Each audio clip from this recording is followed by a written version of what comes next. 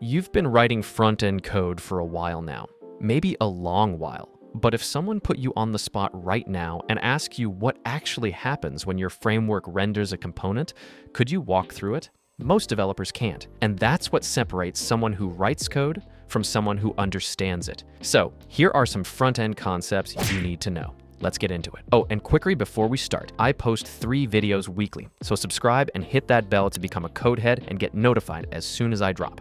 All right, let's go. When your server sends HTML to the browser, the page might look ready, but it's essentially dead. No interactivity, no event listeners, nothing. Hydration is the process of JavaScript coming in and waking that page up. That's all it is. Partial hydration asks a smarter question though. Why wake up the whole page when only the carousel needs JavaScript? Just wake that one up. Leave the rest alone. Islands architecture is that idea taken further. Think of your page as mostly static content just sitting there, and the interactive pieces are small islands scattered through it. Astro.js is built around this exact model, and streaming SSR means instead of waiting for your entire page to be built on the server before sending anything, you stream it in chunks as it's ready. Netflix does this. Big e-commerce platforms do this. It cuts time to first byte dramatically. Now, React internals. Before React 16, if React started rendering something, it could not stop. I can't stop.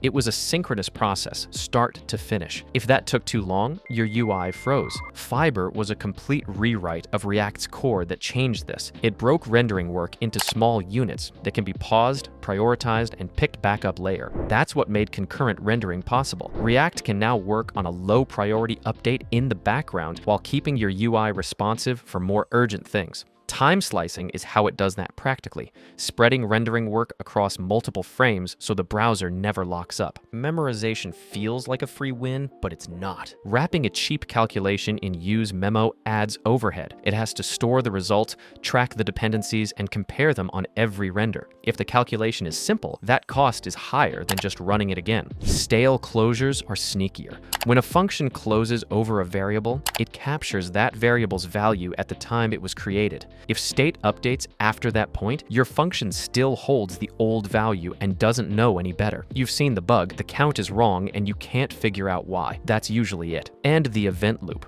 JavaScript is single-threaded, but the order of execution matters more than most people realize. Promises, which are microtasks, always run before set timeout callbacks, which are macrotasks, even if the timeout is set to 0. 0 milliseconds doesn't mean run next, it means run after the current microtask queue is empty. Jake Archibald's talk, In the Loop, from JSConf Asia is the clearest explanation of this I've seen. Worth looking up. Okay, great. Now you are theoretically a better front-end dev than you were 5 minutes ago.